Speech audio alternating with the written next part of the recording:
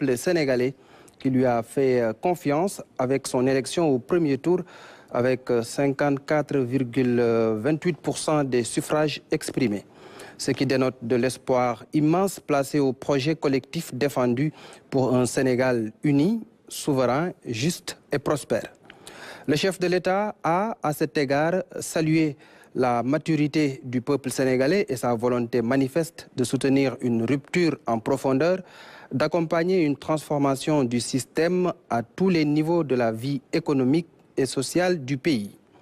Le président de la République a remercié et félicité tous ses compagnons et soutiens pour l'engagement historique exceptionnel, la résilience et le courage qui ont permis cette alternance inédite, acquise de haute lutte avec tant de sacrifices. Le chef de l'État a ainsi félicité M. Ousmane Sonko, nommé Premier ministre de la République du Sénégal. Il a magnifié sa posture de patriote et son travail au quotidien pour la préservation des idéaux partagés afin de consolider la souveraineté et le rayonnement du Sénégal. Le président de la République a en outre félicité les 25 ministres et les 5 secrétaires d'État, membres du gouvernement de résultats nommés le 5 avril 2024.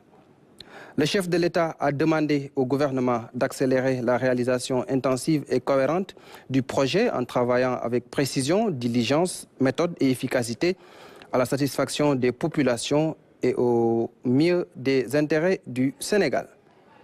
Le président de la République a insisté sur le rôle, l'action et la responsabilité du gouvernement, institution qui doit toujours s'arrimer au respect de l'état de droit et aux valeurs panafricaines historiques qui entretiennent notre vie en société au regard de la montée en puissance des impatiences et des exigences des populations. Le chef de l'État a notamment rappelé la nécessité de définir et de mettre en œuvre une politique inspirée par le projet de transformation systémique du Sénégal, décliné en 5 orientations majeures. Ces dernières doivent s'ériger en axe prioritaire de l'action gouvernementale. Il s'agit de la jeunesse, l'éducation, la formation, l'entrepreneuriat et l'emploi des jeunes et des femmes. La lutte contre la cherté du coût de la vie et l'augmentation du pouvoir d'achat des ménages. La modernisation de la justice, la protection des droits humains, la bonne gouvernance, la transparence, la reddition des comptes et l'amélioration de notre système démocratique et électoral. La souveraineté économique et la prospérité du Sénégal, l'exploitation optimale des ressources naturelles et le développement endogène durable des territoires, la consolidation de l'unité nationale et des solidarités dans un renforcement de la sécurité, de la paix et de la stabilité du pays. Dès lors, le président de la République a demandé au Premier ministre, sur la base du projet et des orientations présidentielles ci-indiquées, de finaliser avant la fin du mois d'avril 2024 le plan d'action du gouvernement avec un agenda précis de réalisation des objectifs fixés. Dans cette perspective, le chef de l'État a demandé au Premier ministre de veiller à la mise en place effective et rapide des cabinets ministériels et de proposer pour chaque ministère une nouvelle organisation rationalisée et des nominations qui sont conformes aux réformes et des objectifs sectoriels validés. Le président de la République a également demandé au Premier ministre de procéder à une revue générale des programmes et projets du capital humain, audit des recrutements et des ressources humaines et des ressources budgétaires dans chaque ministère. Faire la situation générale des finances publiques conformément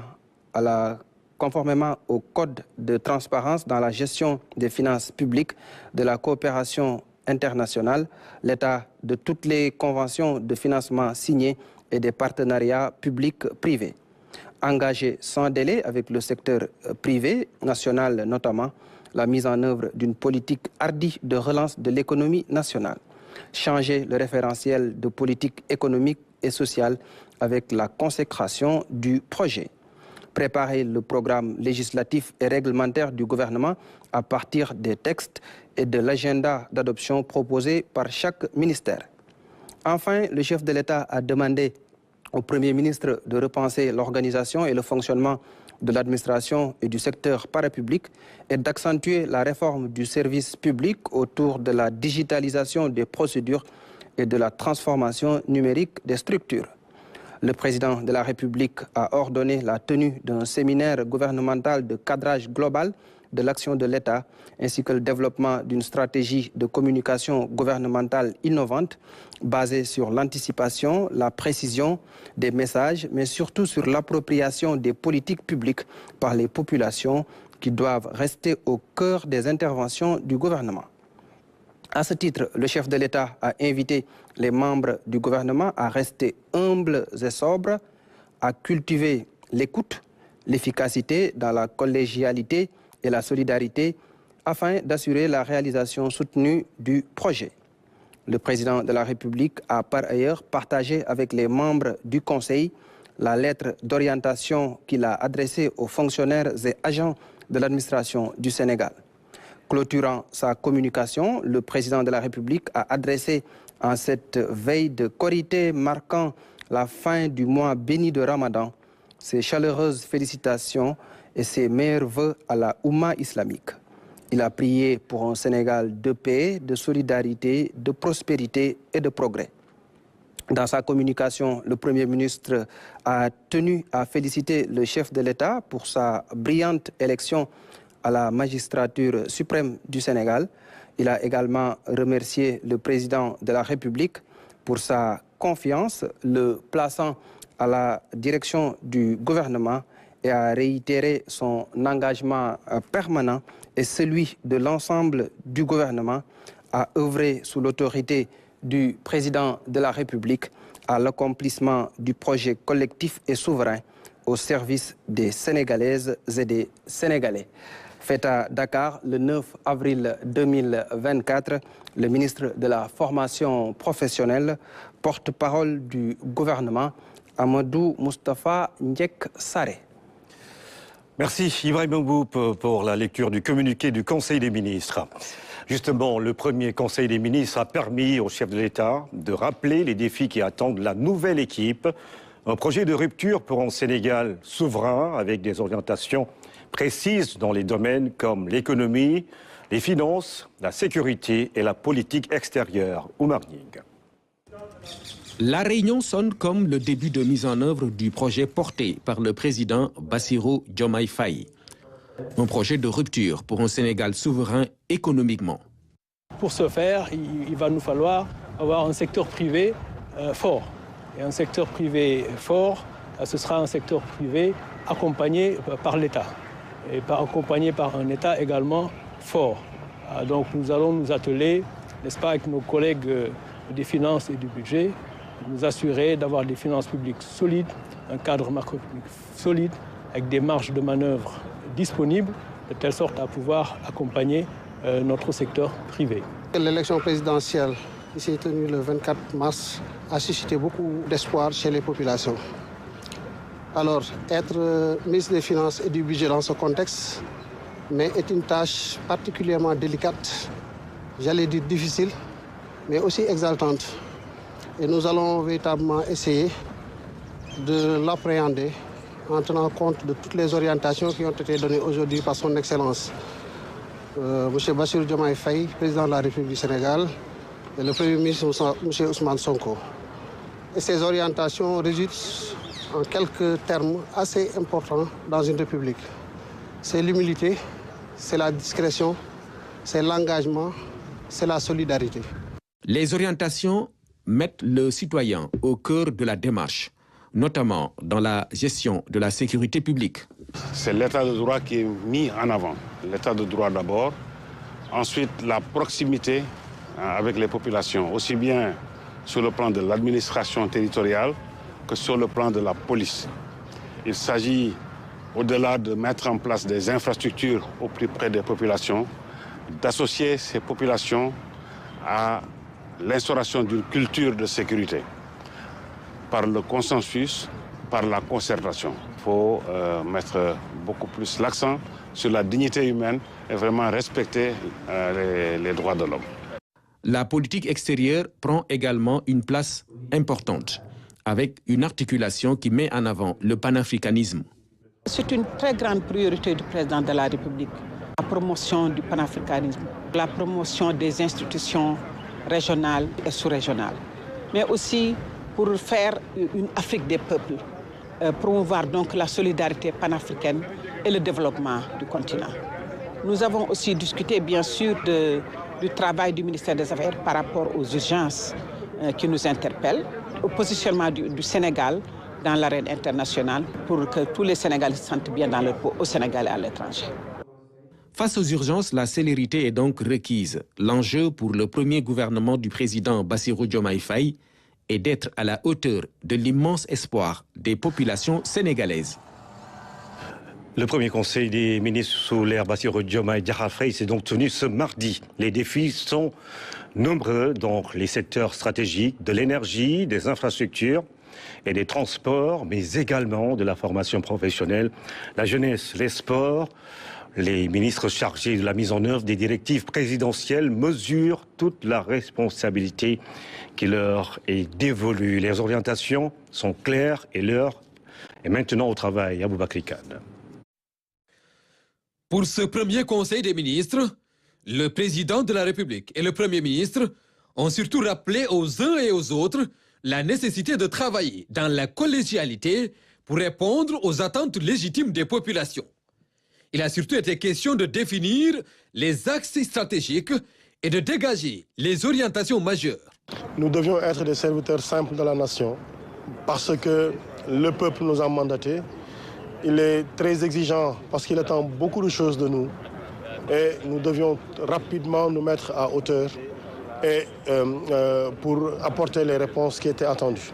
Monsieur le Président de la République, son Excellence, M. Bassirou Diomaye Faye et le Premier ministre ont rappelé au gouvernement, à l'ensemble des ministres, ce qui devait être leur mandat, leur comportement, leur attitude en termes de loyauté, de diligence, d'ouverture d'esprit, d'écoute de la population et du peuple, mais surtout un travail avec responsabilité, reddition de comptes, pour, à l'heure du bilan, pouvoir donner aux Sénégalais ce qu'ils attendent de nous-mêmes. Une approche de rupture systémique qui invite les différents ministres à rester sur les principes républicains.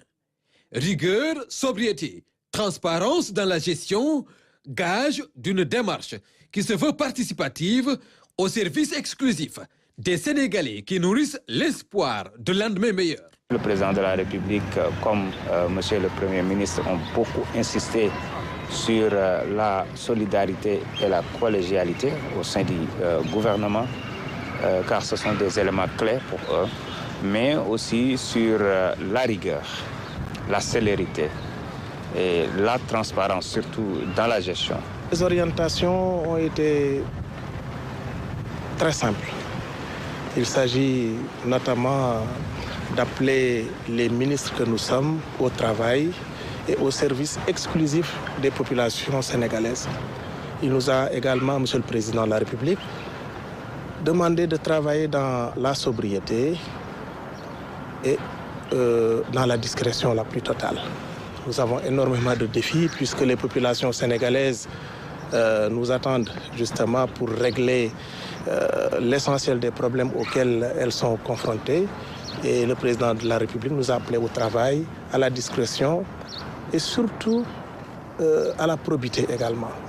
Au nom de la solidarité gouvernementale, les orientations du président de la République vont dans le sens d'une action globale pour apporter des réponses concrètes aux urgences et relever les défis du développement à la base. Globalement, nous allons travailler surtout dans la modernisation du secteur, dans la modernisation et des infrastructures et du transport, routier, ferroviaire comme aérien. Aérien parce que tout simplement pour nous, il faut que ça réponde plus aux normes internationales, mais aussi il faut travailler de manière beaucoup plus efficiente. Nous allons être très ouverts et surtout à l'écoute de tous les acteurs de ce secteur-là pour transformer qualitativement la vie des Sénégalais parce que c'est une demande forte, la mobilité au niveau de ce pays, en tout cas, interpelle tout un chacun. Ce secteur-là est un secteur fort pour pouvoir permettre au président de la République de décliner et de réaliser surtout sa politique économique et le modèle de développement que nous sommes en train de proposer aux Sénégalais. Nous avons l'habitude d'entendre les entreprises nous poser le problème de l'employabilité. Et donc, nous avons le devoir, nous autres gouvernements du Sénégal, de faire en sorte que nos jeunes, aujourd'hui, puissent avoir une formation solide leur permettant justement de faire face à l'emploi au Sénégal. Souvent, les entreprises ont du mal à trouver des jeunes, disons, prêts à l'emploi. Et donc, nous avons l'obligation de leur octroyer un cadre nécessaire pour se former et se former solidement. La jeunesse, le sport et la culture, 3 secteurs importants confiés à Khadija Ngaye, un défi de taille certes, mais à la portée de l'inspectrice de la jeunesse et des sports, bien connue dans ce domaine. C'est un agréable devoir de servir mon pays.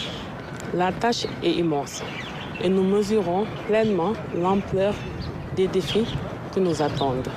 Des défis majeurs parce que s'agissant des questions de la jeunesse, des questions de la culture et des questions du sport.